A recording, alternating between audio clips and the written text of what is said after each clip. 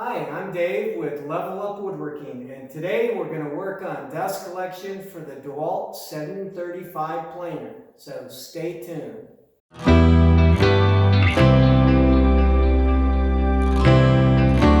Now, if you spend any time in woodworking or you watch a lot of videos, you probably know that this is probably one of the best planers on the market, and it has been for a long time.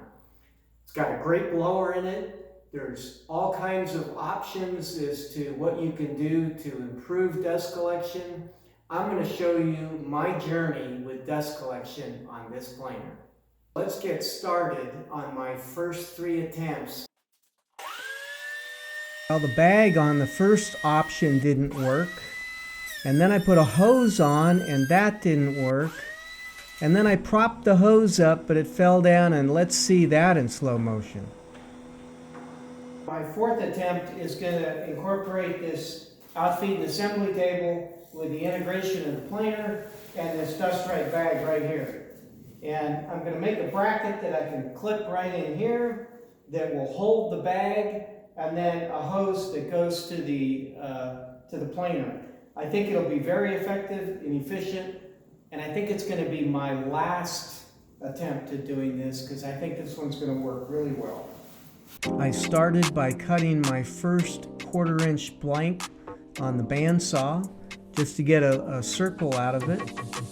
And this was the piece that goes sandwiched in between the other 2 pieces where the cord from the bag actually resides in, and it works really well. Once I got that done, I got on the table saw and cut a few pieces for the top and bottom parts of the sandwich. And I didn't bother to cut those in a circle yet. I figured I'd just cut them and glue them together. And the important part was to get that 1/4 inch piece centered in between the 2 other pieces, and the rest of it will fall into place later. So I got the glue on and put the clamps on and got that all done, and I was ready to move on to the next step.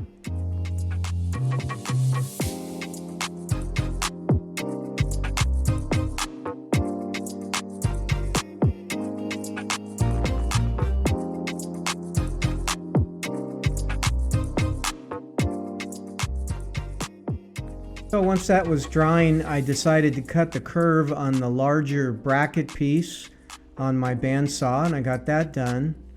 And then I got the other pieces out of the clamps and decided to cut those as well and try to get a circle. Now, I could have glued all these pieces together and cut them. I decided not to do that. You could have gone either way. And in fact, if you had a hole saw that would fit that size of a circle, you could have used a hole saw to do this instead of a bandsaw, or even a jigsaw. It doesn't really matter.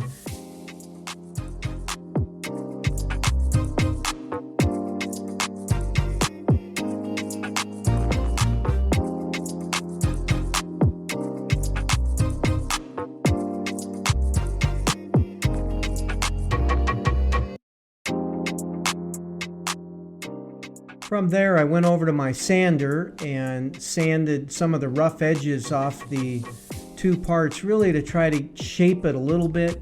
I wasn't doing any final sanding here, but I wanted to shape it before I got to a point of gluing the 2 pieces together, and just to get the rough edges off. Then I glued it together and really kind of focused on the outside edge because I'm going to cut that center part out. So I want to make sure I get a good connection on the outside part. So there wasn't any need to put any glue in the center of it. Clamp that up and let that dry so I can cut the blank out.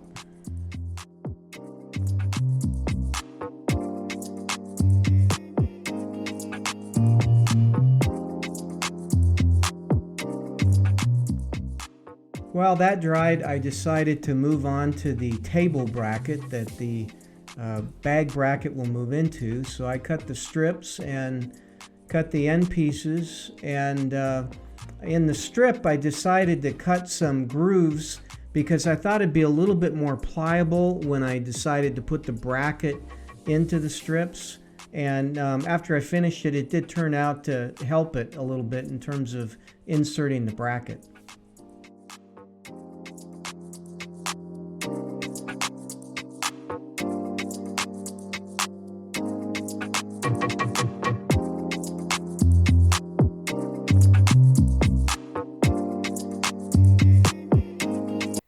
Okay, I've glued this on and made sure the bag fits in the groove. The cord from the bag fits in the groove well. I need to do some finishing sanding on this and then cut the hole for my fitting from a 4-inch to a 2.5-inch so I can attach my hose for the planer, and I think I'll be all set.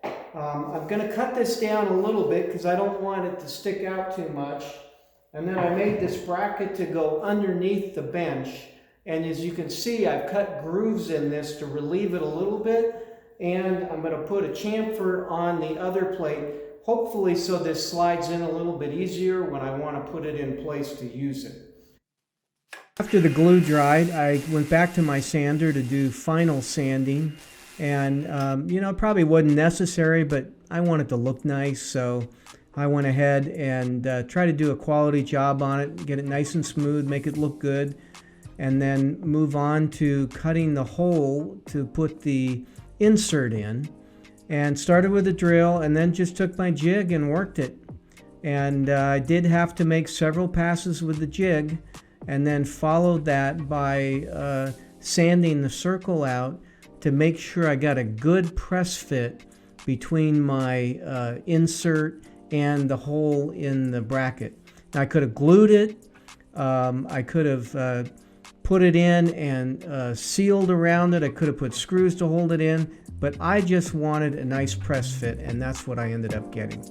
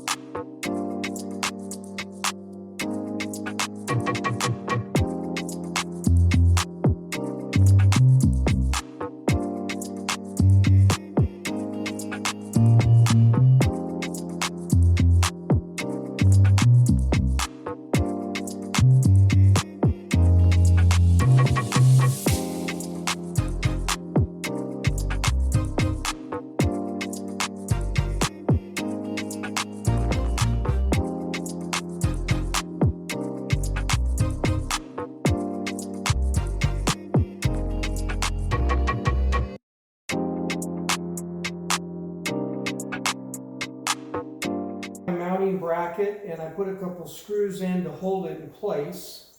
I've marked with blue tape about where I want it to make sure that the hose from the planer can come up and easily attach to the bracket. I also press fitted the 4-inch pipe that reduces to 2.5 into here and put the bag on, and that groove in here really works well to hold the bag in place. So we'll try that in just a minute. Let's go ahead and get this thing clamped in place and go from there.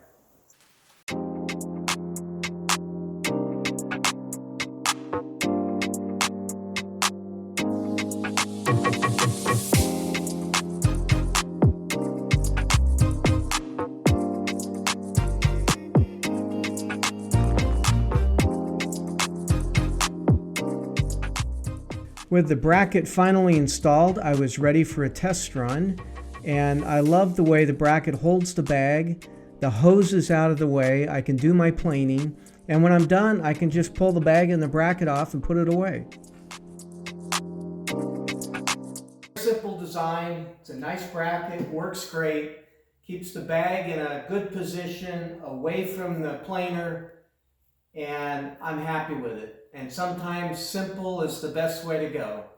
So I hope you enjoyed the video. Thanks for watching. And if you're interested, you can hit subscribe and subscribe to this channel.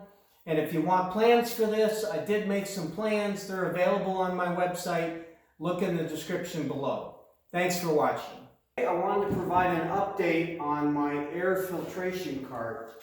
Got a lot of views on this, a lot of interest in this cart, and I wanted to give you a little bit of feedback. So the first thing I want to do is, I've used this now for about 3 months. I use it when I do a lot of cutting, because I know that creates quite a bit of dust, or sanding or drilling. So I've used it probably maybe 30 to 50 hours. And I think you can see this in the picture, but you can see how dirty the filter is compared to a brand new filter. And so I know that it's picking up a lot of dust. I've been very happy with it. I usually have it on the lowest setting because, you know, I'm not in a hurry to clean all the air. I think I said before, on the high setting, every 10 to 5 minutes it would clean out the garage. I think the lowest setting works pretty well for me. So, very happy with the results of it. I think it's working well. I did get some comments online, and Matt wanted to ask a question about the filter installation. And the filters just slide in, but I did put some large washers with screws on here to hold the filters, 2 for each screw all the way around. Didn't make the cut when I did the editing on the video, so sorry about that. But that's how I hold the filters in, and then the air sucks the filters in when it's turned on, so it kind of holds them in place. Earl asked a question about the remote switch, and I have a remote switch right here. I bought a device inside that just plugs into the fan. You can see that in the comments below on the video. Works really well. I'm very happy with it. Lisa wanted me to spin the product around, so if I can do that, just so you can see all sides. There's the fan side. I'm trying to keep it on the table so you can see it. And filters all the way around, of course. And so that's what it looks like from all sides, so you get a chance to see it. And then Jamie wanted to see it demonstrated, so I'll just plug it in and show you how easy it is to work.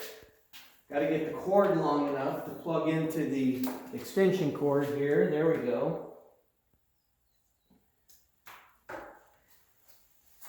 And then the way the remote works is you usually click it once to get it to program to whatever it's plugged into, and then a second time to start it up. And there it goes. Now if you can hear that, that's on 1.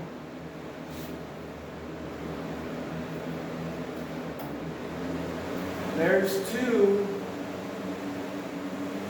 And that's 3. That's the loudest. Turn it back to 1. Turn it off. It's that simple. Anyway, I've been very happy with the design. Got a lot of feedback, like I said. I wanted to give you an update on how I think it's working and answer a few questions that people have asked when they viewed the video. So, hope you've enjoyed this, and thanks for watching.